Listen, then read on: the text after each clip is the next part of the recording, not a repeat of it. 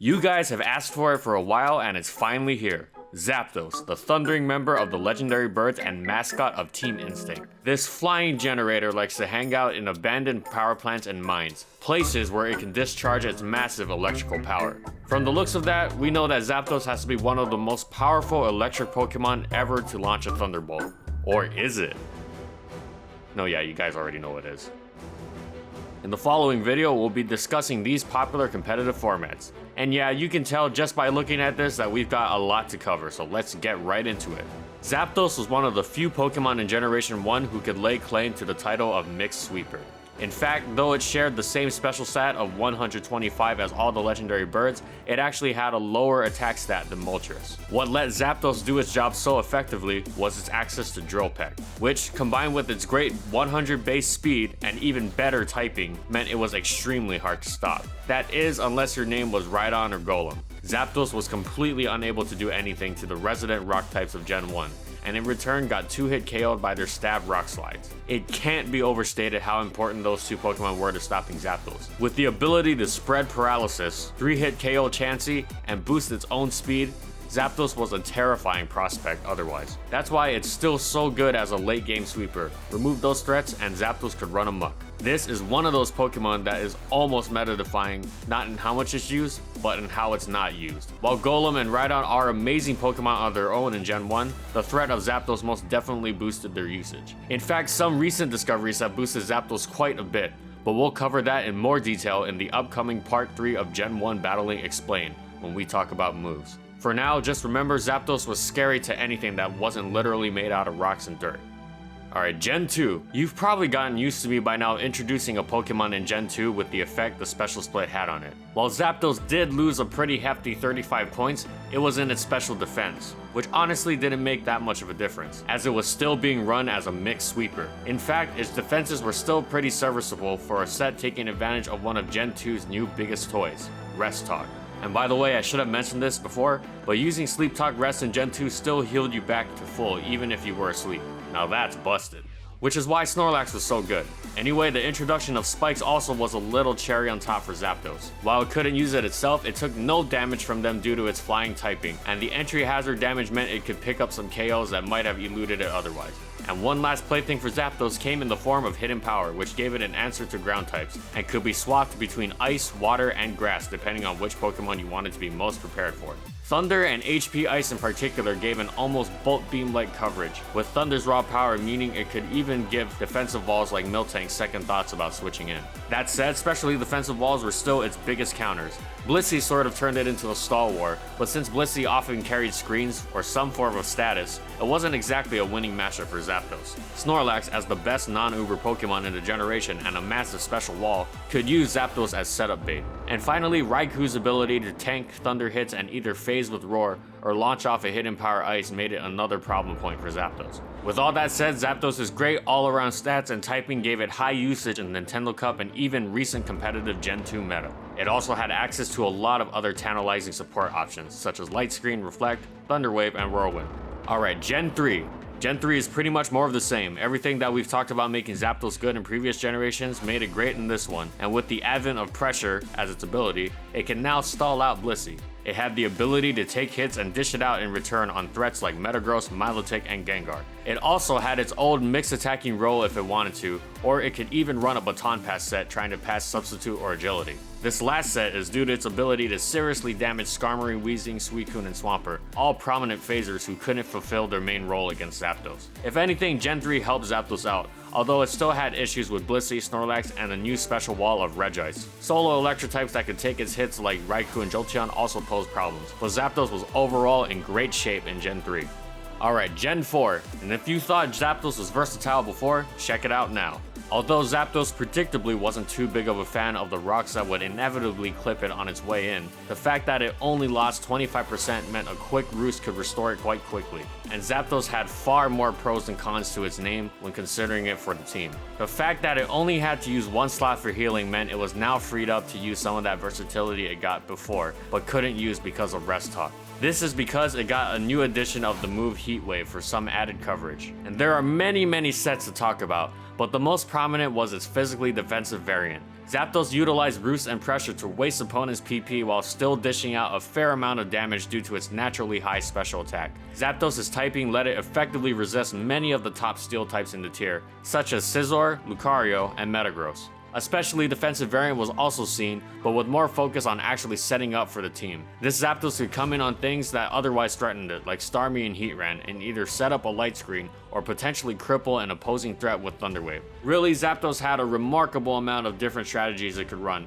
and its unpredictability because of that made it incredibly hard to outright counter. Although Tyranitar with its boosted special defense from Sand was one pretty strong option. As a result, Gen 4 Zapdos remained firmly in OU. Over on the VGC side of things, Zapdos had a good amount of success as a wall. Access to spread moves like Discharge and Heat Wave, which are good in doubles, meant it was capable of dishing out a good amount of damage while retaining its notable bulk. It also had Detect, another good move in VGC, especially since it was less likely to get imprisoned since it did not carry Protect. One Pokemon that has to be talked about here is Garchomp. While Garchomp was relegated to Ubers over in Smogon singles, it was free to run rampant in VGC. Zapdos carried HP Ice less frequently in VGC, so it had a lot of reason to fear Rock Slide. However, on the other side of things, Zapdos paired incredibly well with Garchomp. Each was completely immune to the other's field-wide stab moves in Earthquake and Discharge, meaning that they could hit the entire opposing team for a sizable amount of damage without worrying about hurting their partner. And I do want to acknowledge that research was a little bit wonky in this era, so apologize if anything is a little bit off. We've talked a lot about how good Zapdos' typing was, but unfortunately Gen 5 brought in another legendary Pokemon with that same typing, Thundurus. Zapdos is pretty much entirely outclassed by Thundurus offensively, who A, was faster, B, did more damage, and C, had access to Nasty Plot for an even more scary offense. Zapdos still had Heat Wave and Roost, but in a fast-paced Weather War meta, Thundurus was definitely more useful. Zapdos did see some use as an anti-meta rain Pokemon in OU, but its two most complained about things in the generation, Sandstorm and Stealth Rocks, that severely hampered its walling capabilities, and it actually dropped down to underused. Obviously angry at its lower tiering, Zapdos rained its fury down on underuse. It still had some problems with its old nemesis Snorlax and Raikou, but all of its incredible speed, power, and versatility made it a premier threat, just in the lower tier. In Gen 5 VGC, Zapdos couldn't be used in VGC until the post-regional decks, and while it still saw some play, it was outclassed by, you guessed it, Thundurus. This doesn't mean Zapdos was completely shafted though. It was still a great candidate for the Disc-Quake combo, and its notable bulk is one saving grace that kept it relevant. The ability to provide a friendly tailwind for its teammates was much appreciated, as was its strength in the rain. And it still had its fair share of counters like Rotom Heat and the ever-annoying Tyranitar, but Zapdos wasn't too shabby. One specific thing it did have to watch out for was the 100% accuracy blizzards in Hail, which actually stemmed from one other possible check, Abomasnow, who could hit the bird with a cold snap if it wasn't running Heat Wave. And finally, Gen 6, we're almost done guys. These next sections are a lot more accurate thanks to the contribution of PokeAim and Cybertron. Thanks to both of those guys for helping me research these. You can give them a follow if you want to, you know, it doesn't hurt. Zapdos' brief stint in the lower tiers comes to an end as it re-ups on its defensive capabilities thanks to a buffed Defog that can now remove hazards. Zapdos is still completely outclassed by Thundurus offensively, but defensively it can now play support very effectively. It's an effective check to a ton of Gen 6 threats, such as Mega Pinsir, Mega Scizor, and Tornadus T, and of course the ever-prevalent Talonflame. With Heat Wave it could check Steel types, and with HP Ice it can check a ton of ground types running around, such as Garchomp, Landorus T, and Gliscor. Zapdos' main claim to fame is as a defogger, who can even beat Bisharp. The other two most prominent defoggers, the two laddies, are highly susceptible to a devastating Pursuit or Sucker Punch. While Zapdos can't match up with the Dragon Twins one-on-one, its ability to burn Bisharp to a crisp was very handy, and enough to earn back its overused placing. But as always, specially defensive Pokemon are the static bird's biggest enemies. Chansey replaced Blissey for a bit because of Eviolite, and Tyranitar as always is a problem. While Toxic allowed it to cripple these walls, not every Zapdos ran Toxic, instead usually opting for Heat Wave along with its staples of Thunderbolt, Defog, and Roost. But Zapdos staked the claim for itself as one of the biggest defensive defoggers in the game, owing as always to its great typing and stats. On the VGC side, it's a similar story to last gen. Zapdos was still overshadowed by Thundurus, although it had two things going for it. One was Tailwind like last time, which was especially prevalent in VGC 2016, otherwise known as the one with all the Ubers. In fact, Zapdos with HP Water could be a big threat to Primal Groudon provided Primordial Sea was active over Desolate Land. And the other reason was simply that you couldn't use Thundurus in 2014. Since it was regional decks only, and since Zapdos was in the Kalos decks, it had a year in which it was the top bird again. Prankster Thundurus spreading Paralysis T-Wave simply outclassed it later on. But despite this, Zapdos still saw a decent amount of usage throughout the years in Gen 6 VGC. And we're done. That was a lot. So how good was Zapdos actually? Well, turns out it was pretty damn good. It almost joined the vaunted club of OU in every generation, only falling in Gen 5, which honestly was a pretty hectic gen with all the weather.